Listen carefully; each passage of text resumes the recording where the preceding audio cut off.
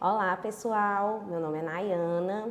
Eu sou mestranda aqui da Faculdade Paulo Picanso e sou especialista em periodontia. E hoje eu vou dar uma aula sobre regeneração óssea guiada, a chamada ROG, mais voltada para os biomateriais na ROG. Para falar de regeneração óssea guiada, primeiramente nós precisamos entender o tecido ósseo. O tecido ósseo é um tecido conjuntivo, especializado, vascularizado e dinâmico. O que isso quer dizer? Que ele está em constante modelação conforme o passar da vida do indivíduo. Quando ele é lesionado, ele possui uma capacidade muito alta de regeneração e de reparação. Porém, para acontecer essa reparação, ele precisa de algumas características específicas. Essa lesão precisa dessas características, que é ter um bom aporte sanguíneo, ser uma lesão fixa, né? Não pode ser aquele osso que fique se movimentando, ser uma lesão que tem um arcabouço tridimensional e não ser muito extensa. Mas e agora? Se essa lesão for muito extensa, o que é que a gente faz? Não vai acontecer o reparo ósseo? Não, aí que entra a regeneração óssea guiada. Aqui a gente trouxe um artigo, né, que ele faz um apanhado de estudos bibliométricos em 4 décadas, desde quando se iniciou os estudos clínicos da regeneração óssea guiada, lá em 1984. O que ele traz para a gente? Que a técnica foi demonstrada inicialmente em modelos animais em 1991.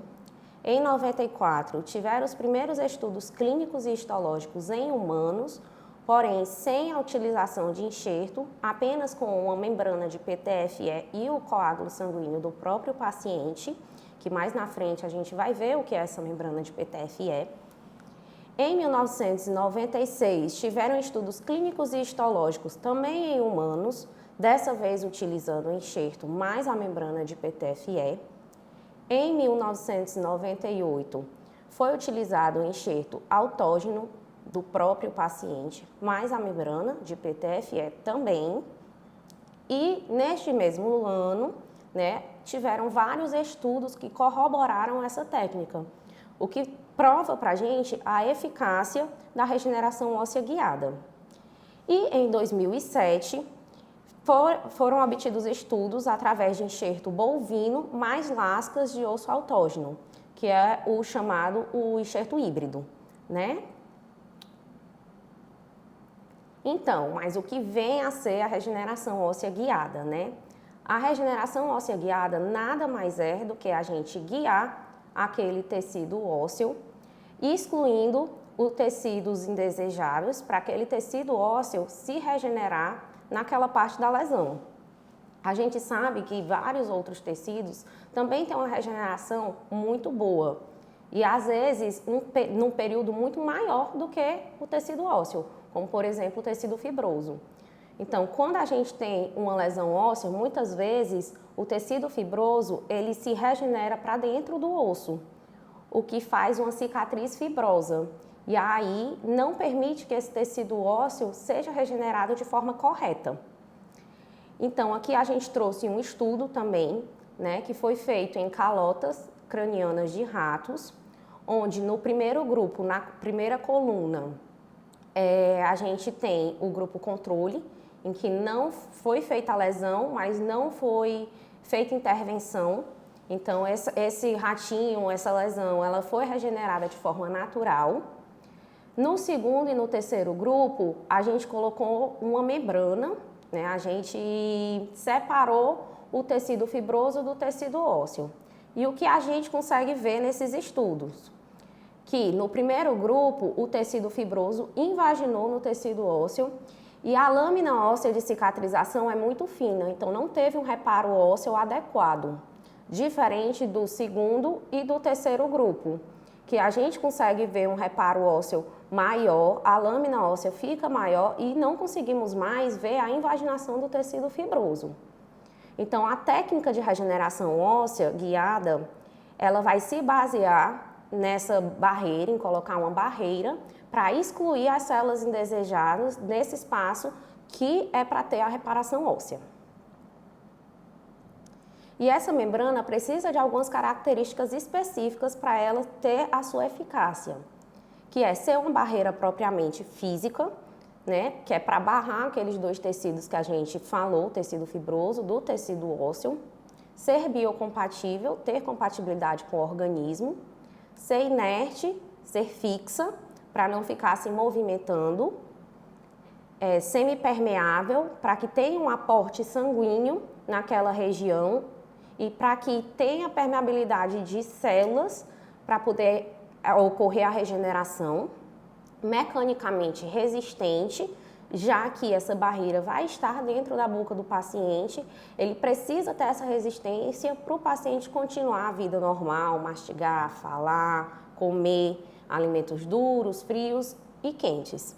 Ter uma dureza que não permita a deformação ou o efeito mola, para que essa barreira não fique comprimindo ou traumatizando a região a ser regenerada, não ser carcinogênico e não ser alergênico. Essa membrana ela vai ser dividida em membranas não absorvíveis e absorvíveis. As membranas não absorvíveis são aquelas primeiras membranas estudadas, né? Aquelas de PTFE, por exemplo. Então, ela tem muitos estudos em cima dela. Ela vai ter uma maior morbidade associada à frequente exposição. Ela vai precisar de 2 tempos cirúrgicos, já que ela não é absorvível, então precisamos de um tempo para colocar a membrana e de um segundo tempo para remover. E a barreira vai ficar presente lá no local até o momento da remoção. Como ela tem uma propriedade mecânica maior do que as absorvíveis, ela vai ter uma maior capacidade de manter o espaço. Temos a membrana de PTFE, que ela é feita de politetrafluoretileno, que é um polímero fluorado muito conhecido no mercado como Teflon, utilizado nas panelas antiaderentes.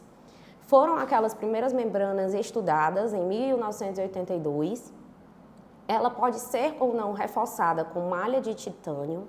Como toda membrana não absorvível, vai precisar daqueles 2 tempos cirúrgicos. Porém, essa membrana ela tem um risco alto de infecção quando ela é exposta ao meio bucal, porque ela tem várias perfurações muito grandes na tela. E aí foi criada a membrana de DPTFE, que é a mesma membrana de politetrafluoretileno, agora de alta densidade. Ela vai ter aqueles poros, só que eles vão ser submicrométricos, muito pequenininhos. Então, quando ela fica exposta no meio bucal, alguns estudos trazem que não tem tanto risco de infecção bacteriana, porque a bactéria não vai conseguir penetrar nesses poros. Ela não vai ser necessitada ser fechada por completo, já que esses poros são muito pequenos. Alguns estudos trazem que ela pode ficar um pouco exposta no meio bucal. Como ela não precisa fechar por completo a área para cicatrizar, ela vai preservar a largura total da mucosa queratinizada. Como toda membrana não absorvível, ela também vai precisar daqueles 2 tempos cirúrgicos. Porém, os estudos trazem que ela tem uma melhor remoção, ela é de mais fácil remoção do que a EPTFE, provavelmente por conta dos furos que são submicrométricos.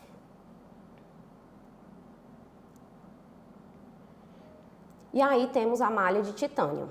A malha de titânio ela vem no mercado de várias formas de apresentação, de modelos, de tamanhos, espessuras de poros, o que nos diz que não se tem ainda um modelo ideal para a utilização dessa malha. Ela vai ter uma propriedade mecânica maior do que as de PTFE. Por isso, ela vai prevenir mais o colapso dos tecidos, vai manter o espaço adequado para a regeneração óssea guiada, porém, ela vai precisar ser pré-moldada e fixada no defeito ósseo. Os estudos trazem também que essa malha de titânio ela vai ter uma maior exposição quando comparada com as membranas de PTFE, muito provavelmente devido à sua propriedade mecânica, à sua rigidez maior comparada com as outras membranas. Já que temos que pré-moldar, precisamos cortar para poder adequar direitinho na área que vai ser cicatrizada, muitas vezes ficam bordos cortantes dessa membrana e ela pode sim ferir aquela gengiva e ficar exposta. Alguns estudos trazem também que muitas vezes isso acontece devido ao uso de peças protéticas naquela região que fica traumatizando. Então, são duas superfícies que são rígidas e no meio o tecido gengival. E aí isso acaba abrindo a gengiva e expondo essa membrana.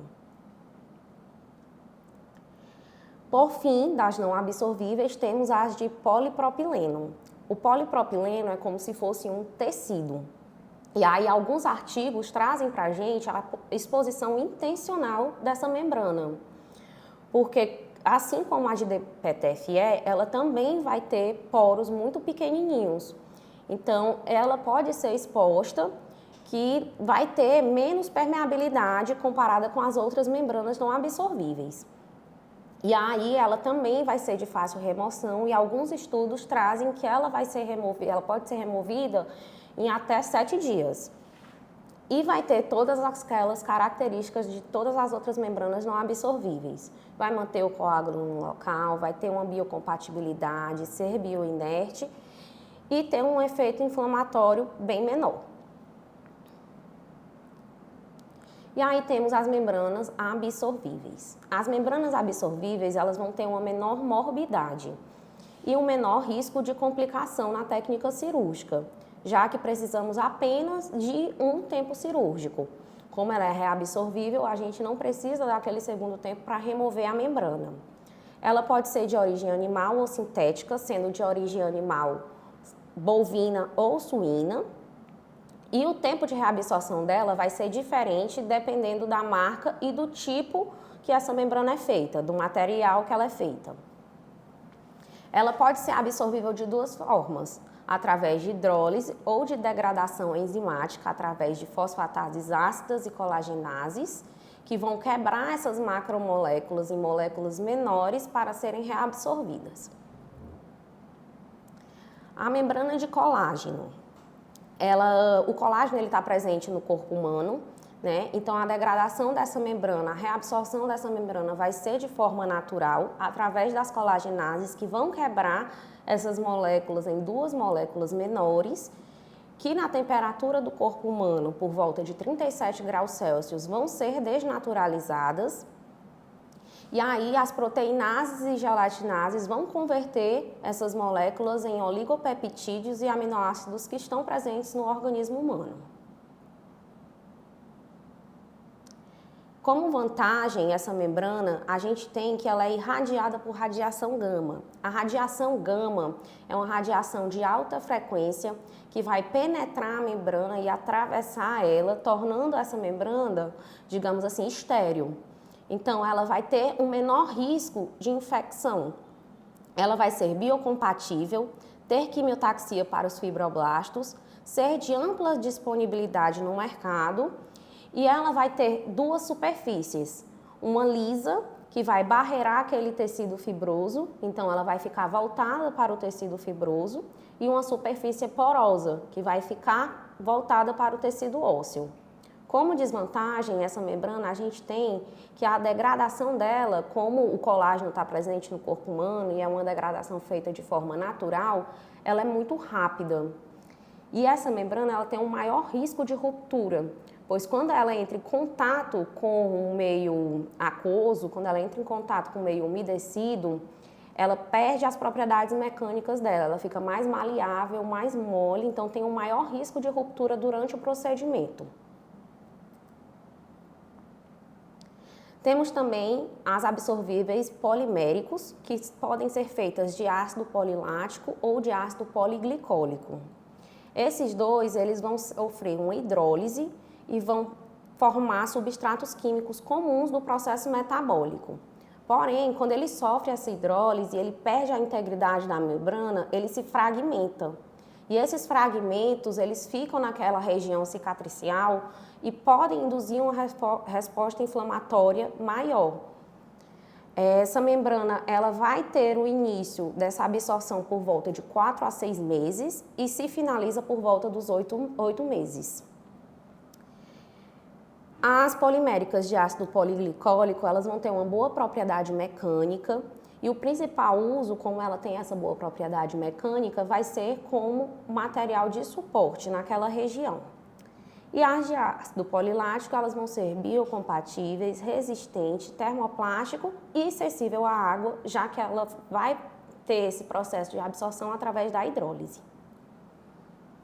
Como desvantagem dessas membranas, a gente tem que ela vai desenvolver uma reação de corpo estranho devido àqueles fragmentos que ficam naquela região que a gente está querendo a cicatrização. E vai ter uma reação citotóxica moderada, reduzindo assim a adesão das células naquela região.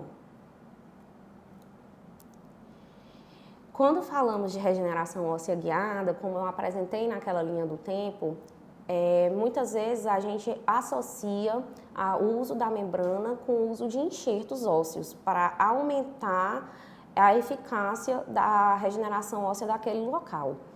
O enxerto ósseo a gente tem particulado e em bloco. Os particulados, eles vão ser formados através de trituração de blocos ou raspagens ósseas, né? E ele vai ser indicado para defeitos ósseos com paredes remanescentes, como para preencher um alvéolo, ou então um defeito ósseo tridimensional que tem aquelas paredes para poder segurar. Como ele é particulado, a gente precisa de um arcabouço para segurar esse enxerto. E também a gente usa muito para levantamento de seio. Não tem esse arcabouço ósseo, mas a gente tem a membrana do seio que vai segurar essas partículas no local. E temos o enxerto em bloco, que ele pode ser retirado de regiões do corpo do paciente, como mandíbula, bacia, calota craniana, mas ele também já tem disponível no mercado de várias formas. Ele vai ser indicado para defeitos ósseos extensos, como por exemplo, quando a gente tem aquele rebordo atrófico e a gente quer colocar implantes, a gente precisa crescer tridimensionalmente aquela região. Então, ele é muito indicado nesses casos. Podemos dividir também os enxertos como autógenos, halógenos, xenógenos e aloplásticos, onde os autógenos são considerados os enxertos padrão ouro. Ele vai ser removido do próprio paciente, então ele já vem com o DNA do paciente, com células vivas, e aí ele vai ter um menor risco de infecção e de inflamação e vai ter uma rápida incorporação para o reparo. Como ele é removido do próprio paciente, normalmente é utilizado no mesmo momento cirúrgico, ele vai promover todos aqueles princípios que a gente quer de osteogênese, osteoindução e osteocondução naquela região. Ele vai levar células vivas para aquele local a ser reparado e ele pode ser removido do mento, túber ou ângulo da mandíbula dentro da odontologia, e na área médica a gente pode estar tirando da bacia, calota craniana e outras regiões. Os enxertos halógenos vão ser retirados de pessoas da mesma espécie, né, de seres humanos também, só que de um DNA diferente, como se fosse um doador. Esses enxertos não são muito utilizados na odontologia, eles vão sofrer um processamento, né, eles podem ser frescos, congelados, liofilizados ou desmineralizados. Eles vão ter o princípio da osteoindução, dependendo da forma em que esse material foi processado, porém, os estudos não trazem para a gente que efeitos esses enxertos ósseos vão ter de curto, médio e longo prazo. Temos os enxertos xenógenos, que são de outras espécies e DNA diferente. A gente tem eles de forma bovina ou suína, são enxertos de excelente biocompatibilidade e vão promover a osteocondução na região. vão estar disponíveis tanto em forma de bloco ou partículas, e esse enxerto ele não vai precisar de um leito doador, isso é, ele diminui a morbidade da cirurgia, não precisa de 2 tempos cirúrgicos, não precisa de uma área doadora, então é mais confortável para o paciente. E por fim, temos os enxertos aloplásticos, que são os enxertos sintéticos ou inorgânicos. Eles vão ser fabricados em laboratório, de fácil manipulação, vão estar disponíveis de várias formas e tamanhos, porém, como é um enxerto sintético, ele tem um risco de rejeição maior, comparado com os outros enxertos.